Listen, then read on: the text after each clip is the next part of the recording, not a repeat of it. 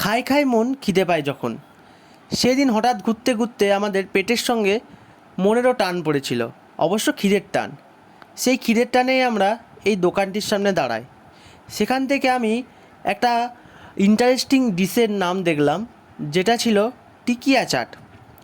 টিকিয়া চাট বলতে আলুর টিক্কি, বার্গারে যে টিক্কি দেওয়া হয় ঠিক সেরকম সেদ্ধ আলুর টিক্কিগুলোকে দেওয়া হয়, তার ওপর ঘুগনি, তার ওপর সামান্য সেও ভাজা, পাপড়ি চাট ভাঙা এবং কচুরি ভাঙা দেওয়া হয়েছিল।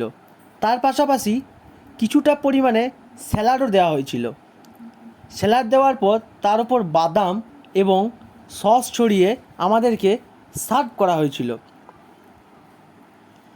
অবশ্য এই চাটটা আমার খাওয়া জীবনে হচ্ছে প্রথম। এটা অনেক দিন থেকে ট্রাই করারও আমার ইচ্ছে ছিল। সেদিন আমরা সবই সুযোগে আমরা ট্রাই করেও নিলাম। অবশ্য সামান্য পরিমাণে তার উপর আবার দইও ছড়ানো হয়েছিল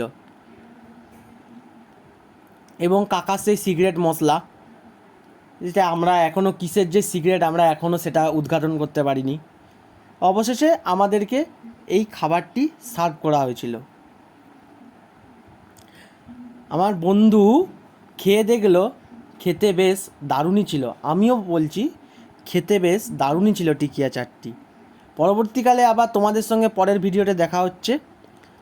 তার জন্য টাটা, বাই বাই।